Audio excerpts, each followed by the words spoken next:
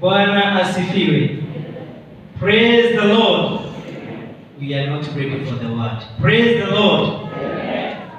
It is not cold outside there. Praise the Lord. Yes, I'm delighted this morning to stand in the presence of God and more so in your midst to share the word of God this morning. It is a privilege, comes with the honor of God. It is not by deserving, and so is living. Every opportunity you have in the presence of God, brethren, take it a privilege. I want to share briefly in the book of Luke chapter 5. Luke chapter 5. I'll read from verse 1 to verse 11. And as the Lord enables us, we elaborate a few things and call it a day. I will read Luke chapter 5, verse 1 to 11. It says, "One day as Jesus was standing by the lake of Gennesaret, with the people crowding around him and listening to the word of God, he saw at the water's edge two boats left there by the fishermen who were washing their nets. He got into one of the boats, the one belonging to Simon, and asked him to put out a little from shore. Then he sat down and taught the people from the boat. When he had finished speaking, he said to Simon, 'Put out into the deep water and let down the nets for a catch.' 5. Simon answered, 'Master, we've worked hard all night and haven't caught anything, but because you say so, I will let down the nets.' And verse 6, when they had done so, they caught such a large number of fish that their nets began to break. 7, so they signaled their partners in the other boat to come and help them. And they came and filled both boats so full that they began to sink." And verse 8, when Simon Peter saw this, he fell at Jesus' knees and said, "Go away from me, Lord, I am a sinful man." And verse 9, for he and all his companions were astonished at the catch of fish they had taken. And 10, and so were James and John, the sons of Zebedee, Simon's partners. Then Jesus said to Simon, "Don't be afraid, from now on you will catch men." And verse 11, so they pulled their boats up on shore, left everything, and followed him. Verse 11 again, so they pulled their boats up on shore, left everything, and followed him. I want to share something on the theme, the Word of God. The Word of God. What do you say the Word of God is? I will give you 2 seconds maybe to think about what you say the Word of God is. And in line with the theme, the Word of God, the topic will be taking God by His Word. Taking God by His Word. Taking God by His Word. And brethren, some of our greatest lessons will be learned in this life at the University of Adversity. Some of the greatest lessons we will ever learn in this life will be learned at that school of adversity. Adversity, I mean, that time you lack, that time you suffer, that time you struggle. Here we see fishermen out in their profession, as we all do. In their profession, they are fishermen. They're not just fishermen from anywhere. They are professional fishermen. They have spent the whole night. When you read all along, Jesus is out in his duty or in his role, responsibility to sharing the word of God. The scriptures told us from verse 1, Jesus was at the Sea of Gennesaret. there were people crowding towards him, listening to the word of God. So Jesus was not only there in their midst, he wasn't just there in the presence, he was there teaching. And that is the implication of the crowd listening to the word of God. It tells us that Jesus was teaching the word of God. Praise the Lord. Bwana asifiwe. There is failure without him. These are the various lessons I want us to learn today.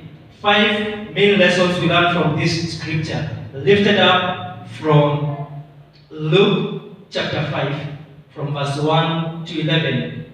There is failure without him. And that one we get from verse 4 and verse 5. Verse 4 and verse 5. Take us to verse 4. Verse 4 of Luke chapter 5. Verse 4 of Luke chapter 5. You've taken us to 4:5. I want 5:4. Yeah. When he had finished speaking, he said to Simon, "Put out into the deep water and let down the nets for a catch." When he had finished speaking, he said to Simon, "Put out into the deep water and let down the nets for a catch." Verse 5.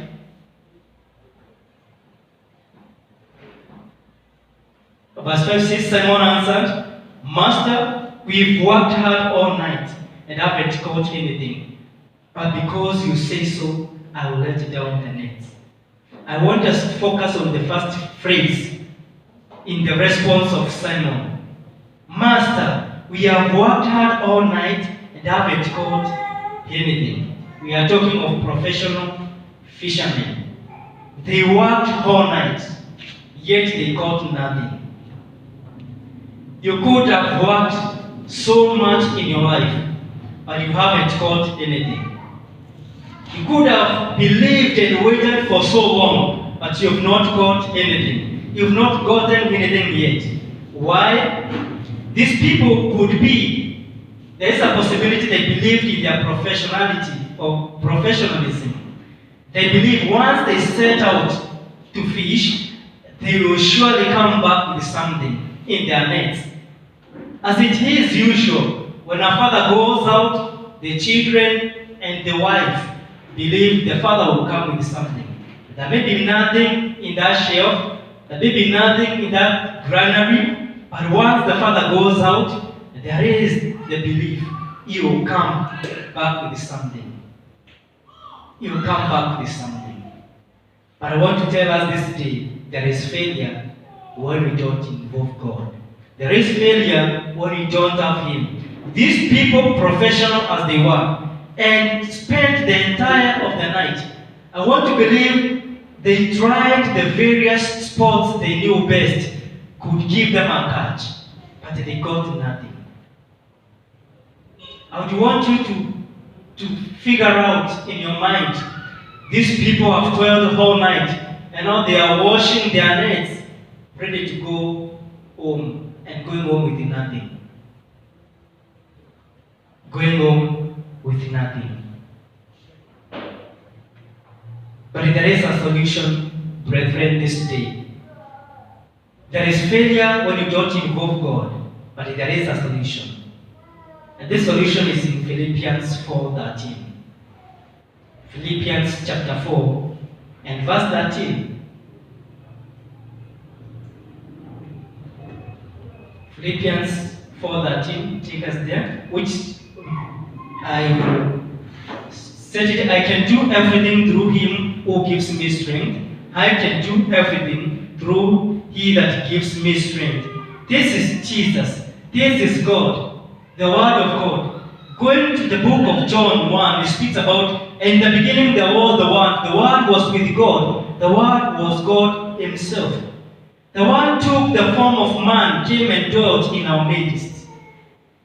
This very Word is that which made everything that it is be. And without it, there is nothing that it is that could have been. The Word of God. The Word of God is alive. The Word of God has power. With these very words, you can do everything. The one that took the form of man symbolizes Christ Jesus.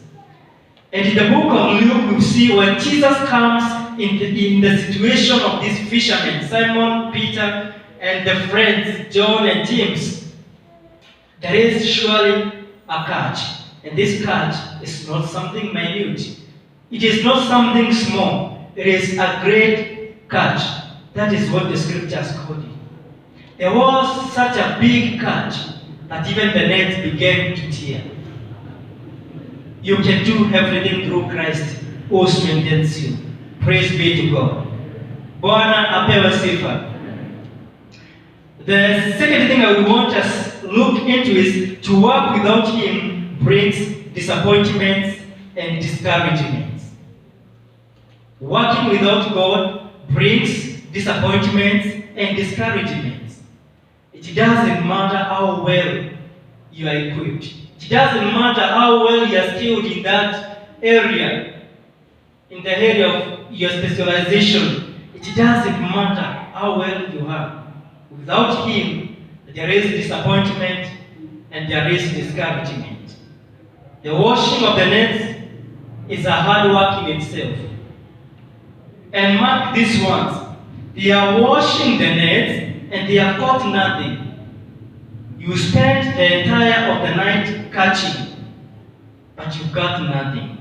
And when morning approaches, you work harder to wash the nets that have caught nothing. It is tiresome, friends. It is disappointing to go out and come back without anything. I want to believe these are the scenarios Jesus would bring or reveal to the disciples. They have eyes, yet they cannot see. They have minds, yet they cannot perceive or understand anything. The working, the ability, you have, but you've got no results. Each one of us gets excited or happy at the results. For the students, when you sit in that class, you're expecting to succeed. You're expecting to get good results. The farmers, as the scripture will say, they are very patient. They go out, dig, they plant, they weed, they water. And for those times when there was no irrigation, they would wait for the rains, the first and the second, and then are waiting for their harvest. Patience in the waiting. Patience in the waiting. But while you are waiting, what are you doing? What are you using as the base for your strength? Where is your hope, even as you strive to earn a living, even as you strive to walk right with this God? Where is your hope? And what is your foundation? To work without Him will bring disappointment and will bring discouragement. But I want to speak to someone who has been disappointed before. I want to speak to someone who has been discouraged before. Don't lose hope, for there is God.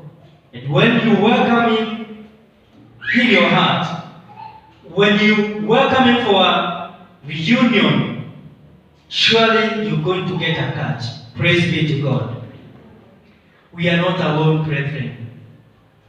In this walk, in this journey, we need God. Master, you've worked hard all night and haven't got anything. But because you say so, I will let down the nets. We must have faith in Him or in God. We must have faith in God. That is the second point I want us to look into. We must have faith in God. Verse 5, the same place we are. The second phrase is, but because you say so, I will let the nets. I will let down the nets. Because you say so. Whose report will you believe? Whose word will you believe? What do you live by? Or what do you live on? The word of God. To exercise faith means living by obeying the word of God.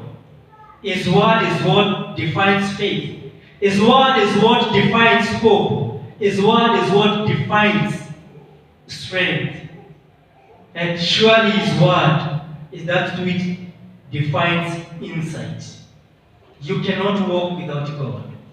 And if you walk without Him, then be sure the destiny is not known. As the scripture says, there are ways that seem right or leading to the right direction in the eyes of men, but surely they are leading to destruction. God knows the way. He is the truth, He is the way, and He is the life. This day, have Him illuminate or light your pathways, and surely you're going to get a catch. Praise be to God. Have Jesus in your life this day. Establish your faith in Him and in Him alone, because God is the Lord of all creation. He has power over nature. He has power over those storms that weather you down in life. When you've got God, when you've got Jesus, you surely will overcome. With Him, there is no limitation. With Him, there is no limit. There is no obstacle that you cannot get over, that you cannot get through. Because He is above all. The self-existing God, the self-created, He is the Lord of all, including that challenge you see as if cannot be overcome. Colossians chapter 1, 16 and 17. Colossians chapter 1, verse 16 and 17. Take us there and read that verse. For by Him all things were created, things in heaven and on earth, visible and invisible, whether thrones or powers, or rulers, or authorities. All things were created by Him and for Him. 17. He is before all things, and in Him all things hold together. He is before all things, and in Him all things hold together. Who is this person we are talking about? We are talking about God. God who exists in the three forms. God the Father, the Son, and the Holy Spirit.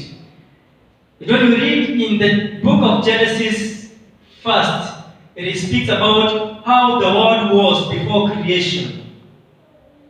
And behold, the Spirit of the Lord was hovering over the waters. The Spirit of God existed. Using the word, God said, let there be, and He created. The same word we see in the book of John. The word that was in the beginning. The one that is even into today. The God who was those days of Moses, of Abraham, is still the God in this present age. And surely, friends, do not allow yourself be deceived. Do not allow yourself be carried away by the gods of our times. As the scripture will say, for they have been deceived and been blindfolded by the gods of the age, and have forgotten the ways of God. When we have God, surely we've got the right pathways and we've got to make it in this life.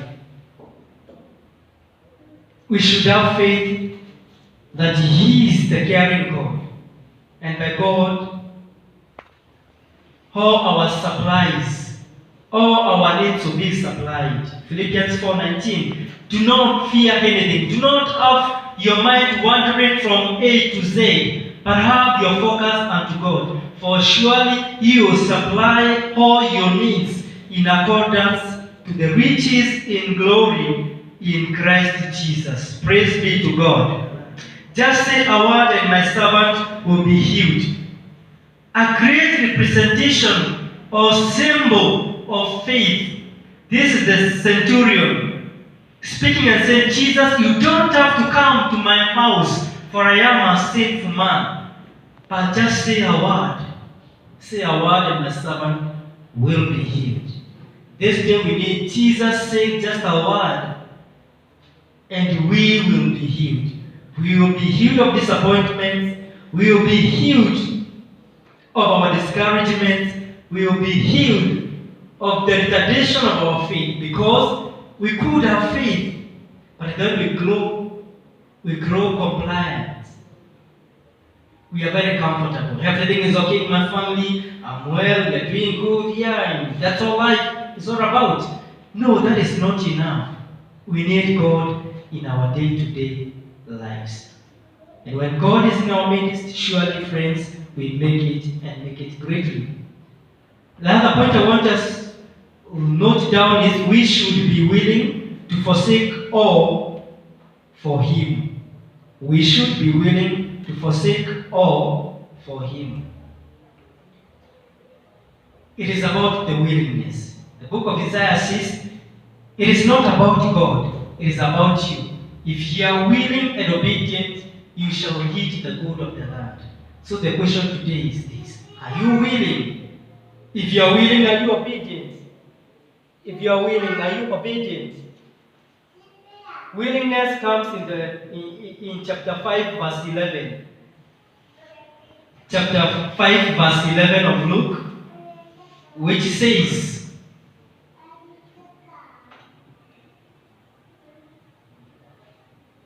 then Jesus said to Simon, don't be afraid. From now on, you'll catch men. Verse 11 says this: so they pulled their boats up on shore, left everything, and followed him. They pulled out their boats on the shore, left everything, and followed him. They are following Jesus, leaving everything. It amazes me how they left everything when I compare to the book of Luke 9:62 that says about Jesus responding, he that puts his hands on the plow and looks back is not fit for the kingdom. These people and the divine wisdom of God, they had the discernment to forsake everything, their boats, their tools, and probably even the fish they had caught. They gave to the people and followed Jesus. If you've got to follow Jesus and get the reward in eternity, you've got to forsake everything. You've got to leave everything behind and follow Him in absolute obedience. And as someone would say, partial obedience is disobedience. If you are willing to obey God, don't obey in portions. I will obey to go, but will not obey to do. That is disobedience. When Abraham is told to go from his homeland into a foreign country where he will be the blessed of the Lord, he leaves to the place God promises him to give. A place he doesn't have any clue. That is absolute obedience and trust in God. Praise be to God. Luke 14:33 says, in the same way, any of you who does not give up everything he has, he cannot be my disciple. Luke 14:33, in the same way, any of you who does not give up everything he has, he cannot be my disciple. He cannot be my disciple. These people had to leave everything and follow Jesus. This day, you would want to be a follower of Christ Jesus. You made the right choice. You made the right decision. But you've got to forsake everything. You've got to give up everything you have that you may follow Him. Giving up everything doesn't mean you'll be poor. No, it doesn't say so. Giving up everything doesn't mean you'll be on the lowest of the lowest level. It doesn't say so. But when you give up everything, the everything we are talking about is everything that easily can entangle you. Your focus may be on a job, your focus may be on your career, your focus may be on the status quo, your focus may be on how people take you. That is what we want to see this day. You want to follow Jesus truly, you've got to give up everything. Anything that can hinder you from obeying God or trusting God fully. anything that you are trusting in that will hinder you from following Him. That is what we say you should give up everything. And the one we would want to look into is surrender. The aspect of giving up everything you have and following Christ Jesus means absolute surrender and submission to Him. Absolute surrender and submission to Him. And I've explained this in these simple words. Anything that you are turning to, anything that you have that prevents you from trusting God completely is what we call you should give up. You should sacrifice and surrender. And to surrender means turning loose everything that has hold of you. Maybe you said job, friendship, comfort zones, doubt, disbelief, and maybe a heartbreak. You could have been hurt before, and that holds you even from surrendering and letting God do something in your life.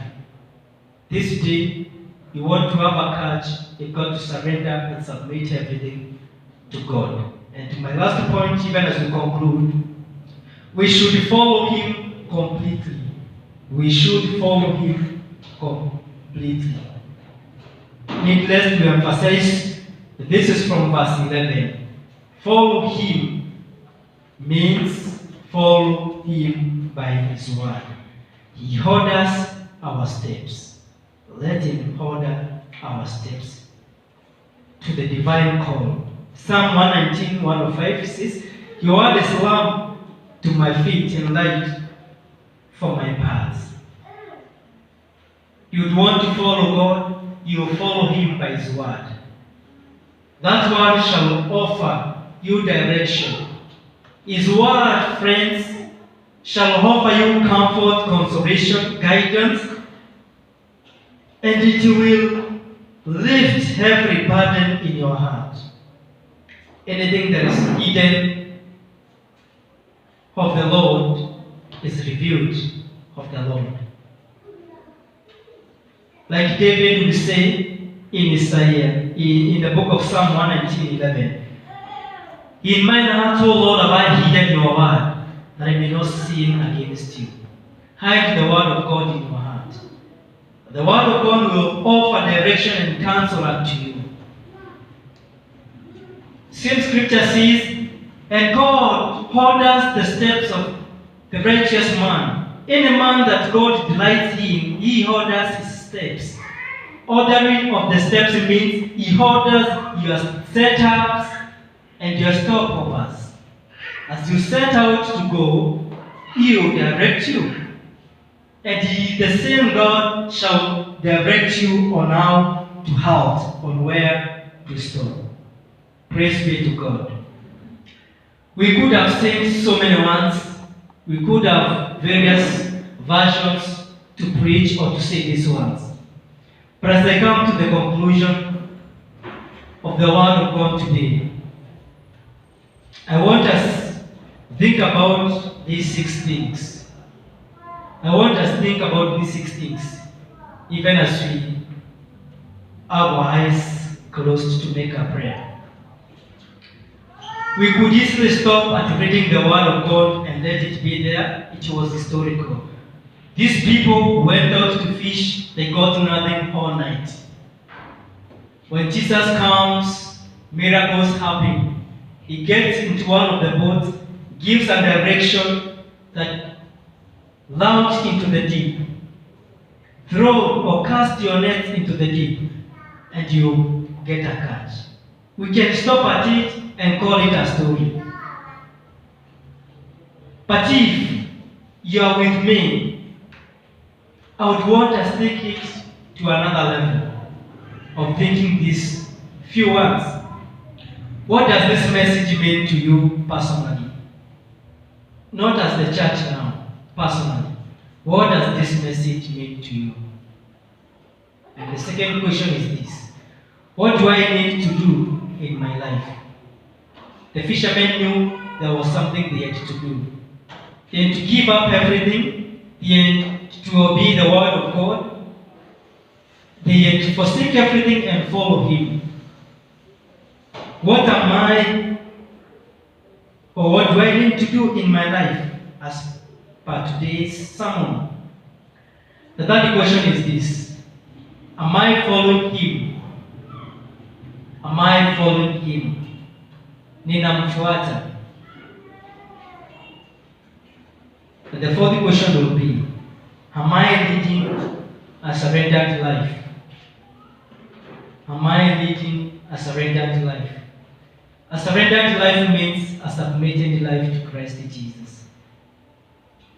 Am I leading a surrendered life? The fifth question is this: does His word guide me?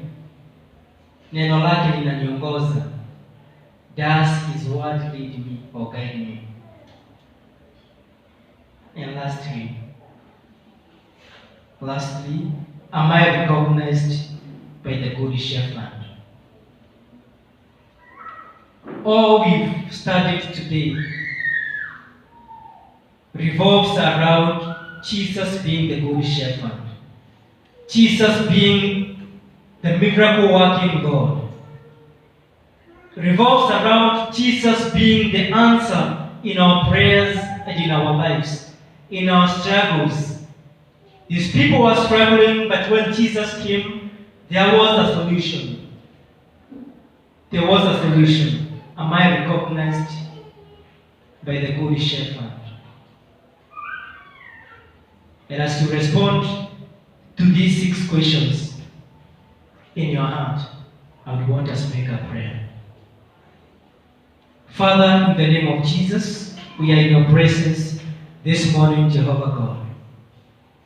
In our own abilities and capabilities, we are not able.